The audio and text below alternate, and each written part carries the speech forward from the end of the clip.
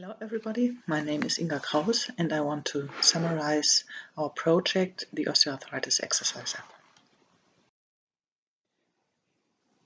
Good to know is that exercise is a core treatment for patients with hip and knee osteoarthritis.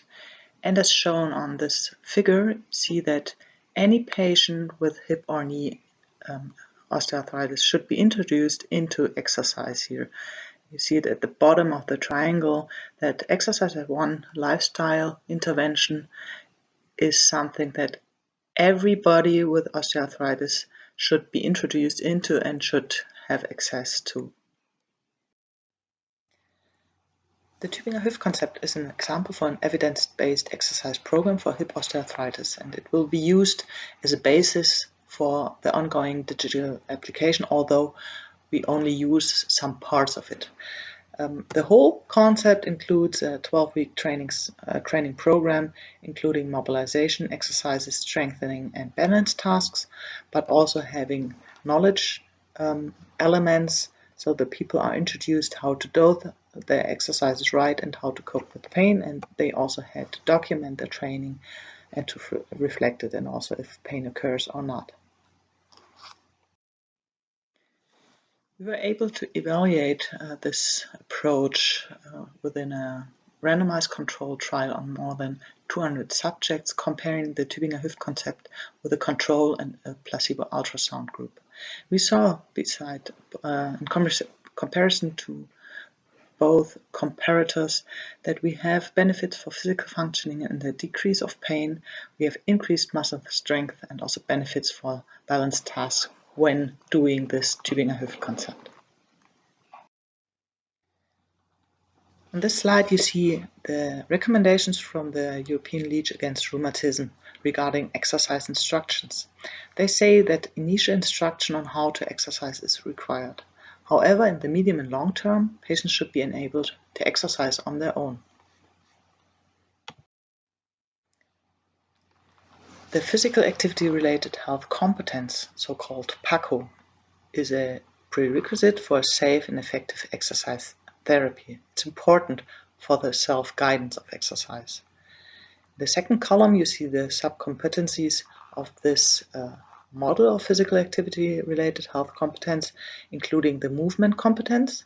Here it's about the abilities and skills with respect to the motor system, and also the awareness of the system to know whether it's wrong or right and to be able to adapt the movement itself.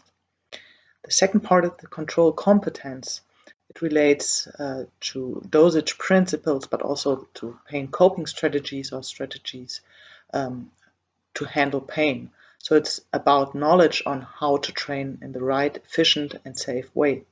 The third part is the physical activity-related self-regulation competence, and this task is related to the possibility and the ability to initiate and maintain an exercise program over a longer period of time.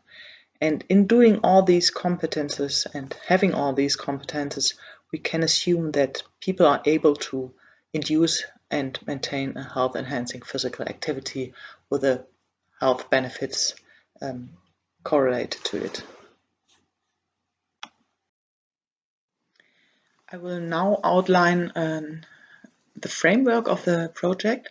So I talked about the Tübinger Hoof concept, which is the physical environment we wanted to implement into the digital application, but we also have the patients with their personal context factors, patients with hip osteoarthritis. So both information goes into the development of the digital application, and we wanted to use a disease-specific and person-oriented individualized information design and interaction design.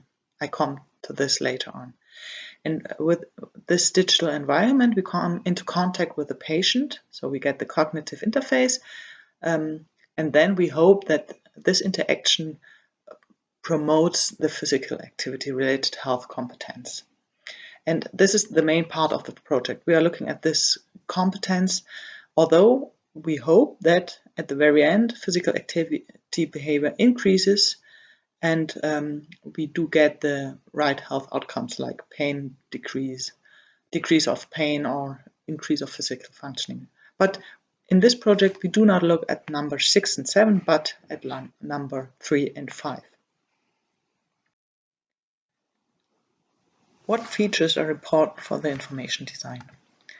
We do have the desktop, which should be easy to use, not overcrowded, and the people should be able to use it without instruction.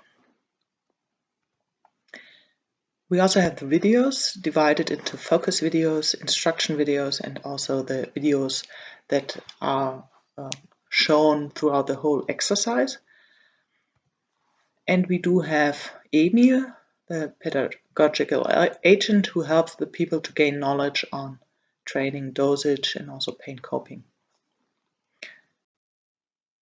For the interaction design, we do have a closed feedback loop. So people have to train, they do their task, they do their exercise, and after the exercise they are asked to rate their muscular strain and also if they have pain or not.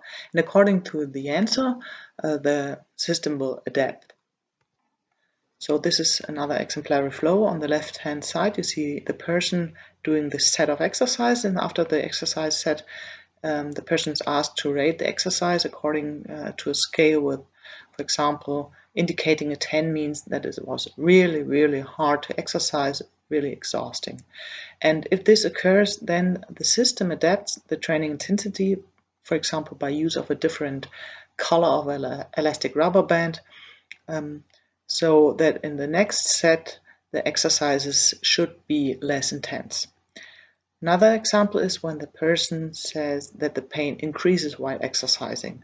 So if pain increases, the persons are instructed into main features of the exercise, so they get a focus on situations where pain may occur.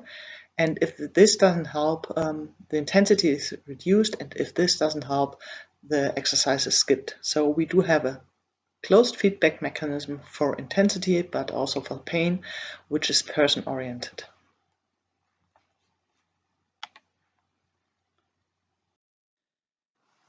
And when we look at the physical activity-related health competence, you can see here this is a citation from a publication related to home exercises, and people say that they are in doubt whether they were doing the exercise correctly, and they need some input from a professional because they do not know what is right and wrong.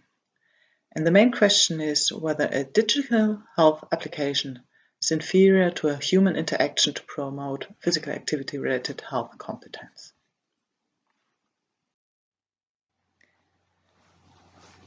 So for the promotion of physical activity-related health competence, we used the 4 exercises. 3 are shown here in the setup. So people were asked to train once with the app, with a mobility exercise, 2 strengthening exercises, and 1 balance task. And they had to train another time with a physiotherapist, with a human interaction, and the physiotherapist introduced into the exercises, whereas in the upper pictures you can see that the app is the one who is introducing into the exercises. So our first study was a pilot study on 13 healthy subjects aged 50 years and older. They used the PAHCO app once. We had no comparator, and we wanted to get more information on the design, the information design of the application. It was a qualitative study with a semi-structured interview. So what we got as results was that we got suggestions for the actors, for example, what kind of role modeling the users prefer related to age, sex, expertise, voice and clothing, but also what perspectives and focus videos are the best for instruction, for detailed focus and exercise videos, but also getting knowledge on what kind of visual and auditive instructions are best to accompany the videos. And we also optimized the pedagogical agent and the feedback mechanisms based on the results of the study and also based on literature research. So these results got into the development of the second. For this second version, we did a randomized controlled trial on 54 patients with hip osteoarthritis, mean age 62 years. They did one exercise unit with the PAHCO app and another one under supervision of a physiotherapist. And the outcomes were mainly related to physical activity related health competence measurements, but also towards interaction with the medium, and we also wanted to know about mediators that may affect the outcomes. It was a non-inferiority study with a crossover study design, and looking at the main results, we see here on the left upper part of the figures, this is the movement quality. So you see the effect sizes and confidence intervals, and the vertical line reflects the 0.2 Cohen's effect size, or HSG.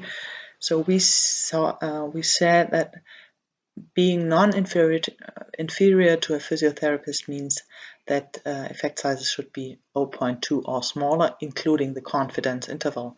What we see here is that only the mobility seated, so the mobility task exercise, was not inferior to the other intervention, to the physiotherapist. The balance stance was on the edge, but the others were clearly superior in instruction situation with the physiotherapist. At the bottom we see the physical activity related self-efficacy, EASY, and also the control competence for physical training, CCPT. And again, for the efficacy, we see that the physiotherapist is superior related to the app, and only for the control competence it's on the edge. So we see that the app is inferior to the physiotherapist in promoting the physical activity health related competence, except some minor tasks. But we also saw, and this is not shown here, that patients do also benefit from the digital application, however not as much as from the physiotherapist. We had period and crossover effects. I don't want to go into detail. They are described in the paper that is in review right now. And we also see that technical affinity seems to moderate outcome measures. And we also saw that the app, and this is a qualitative finding, that the app was very well received by the patients. We were frequently asked if the app is already on the market. So the next step was another study where we tried to find or recruit patients who are potential non-responders or who have special characteristics. So we did this usability study on 16 patients with hip osteoarthritis with one or more special characteristics: age over 70, remarkable hip pain, fear of movement, or no experience in exercise. They used the exercise app once.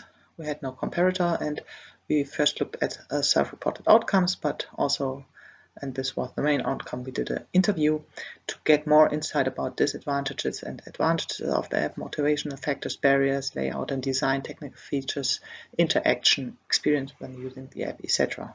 It was a mixed design as outlined before.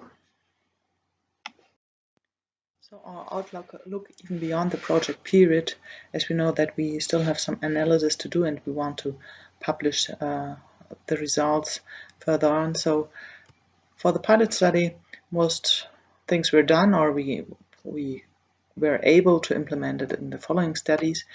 For the randomized controlled trial, we have one paper in review and the other is ongoing, related to moderators, and there are more information related to log files. And for the usability study, the analysis is in progress.